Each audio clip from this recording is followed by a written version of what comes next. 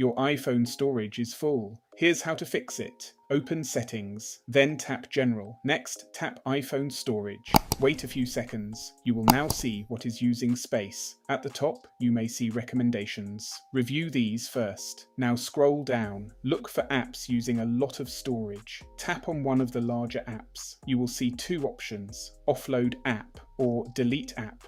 Offload removes the app but keeps your data. Delete removes everything. Choose what works best for you. Now go back. Scroll further down. Photos and videos often use the most space. Open the Photos app.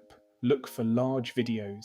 Delete anything you no longer need. Also check for duplicate photos. Now return to Settings. Continue reviewing large apps. Remove anything you don't use. Social media apps can take up a lot of space over time. Bonus tip: go back to iPhone storage. Check the recommendations at the top again. You may see options like auto-delete old messages. Turn this on to save space automatically, and that's it. You've now freed up storage on your iPhone.